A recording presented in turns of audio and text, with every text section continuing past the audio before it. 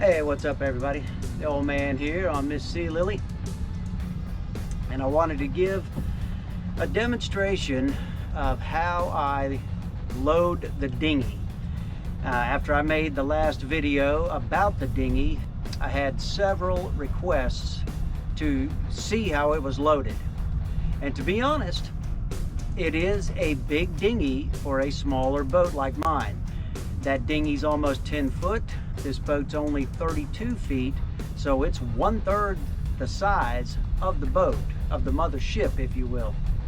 So yeah, it poses its own problems in logistics, but I have just enough room up forward to do it. I did, as you saw in the last video, I had to modify my anchor locker lid one more time. You can check that out if you're interested, but it fits, everything works. The only other thing that I've changed is I have removed the, well, I don't know what you call them, the lashing boards where people typically lash their jugs when they go to the Bahamas or cruising, you know, smaller boats like this with less tankage. We tend to like our jugs. And so I have removed those because I would not be able to put jugs up there and still get around the bow of my dinghy because it's just so wide. It's so blunt and wide, which I truly like. I gotta tell you, the more I use that dinghy, the more I like it. I wish I'd had some footage of this, but just last week, we had a good breeze kick up. It was probably, 18 to 20 knots steady, gusting up into the, upper 20s. And we had a good chop coming off the river. So going back to the dock, back to the boat ramp, really wasn't a problem. At one point though, just to see what conditions were like, I did turn around into the wind and waves. And I gotta tell you, I wish I'd have had footage of this. But when I turned into the wind and waves, there was a brief moment where the bow came up pretty good and I had to lunge forward to put my weight on it. I don't know if it would have come over, but I just, it felt like it wanted to, okay? All is good with that dinghy. I really love that dinghy. In any case, let me show you how I get it onto the bow.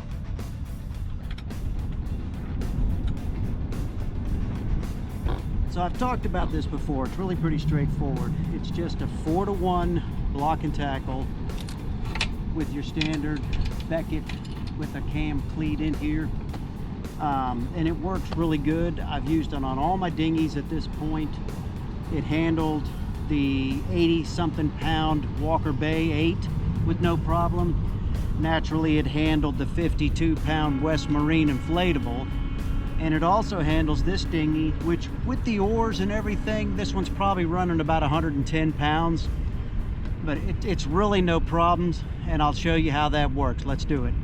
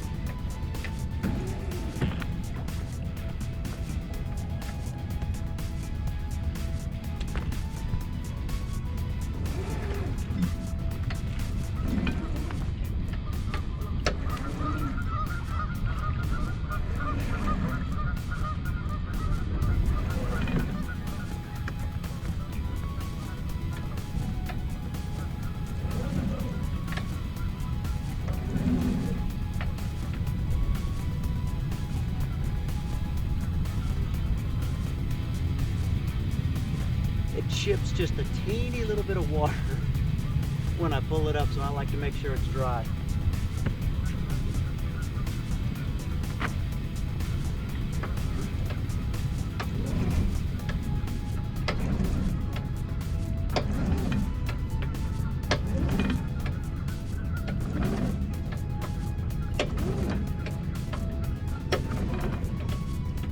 right, get ready.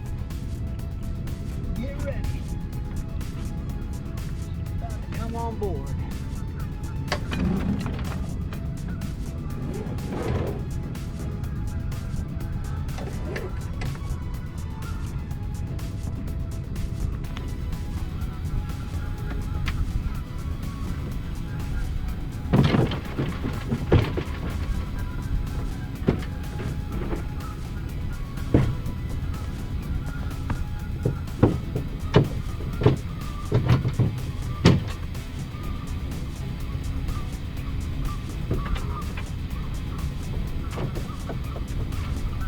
She's loose.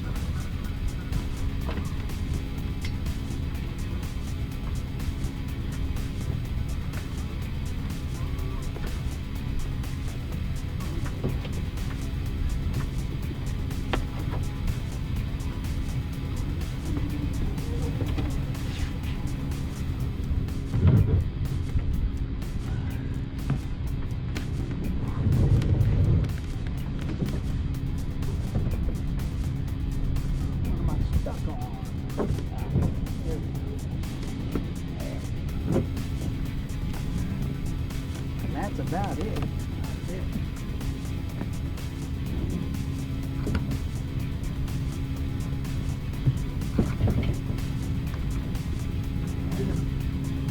That's it, my friends.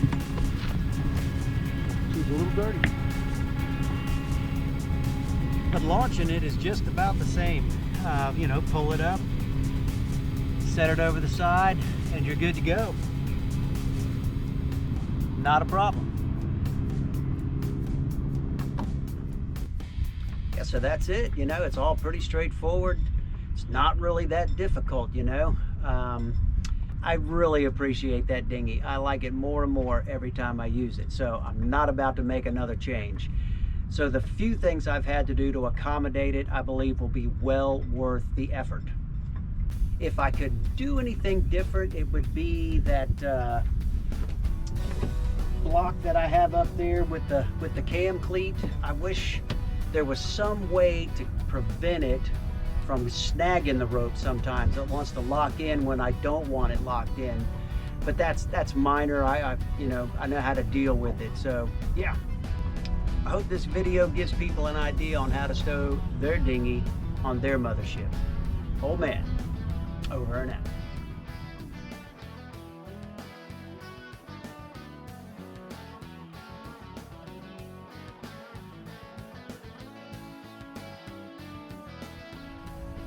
And now I lost my train of thought. Where the hell was I going with that?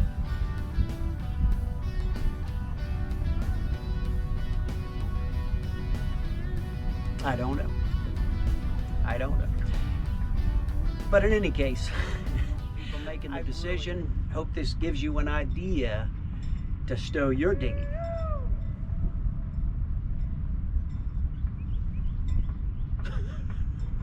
Tarzan over there.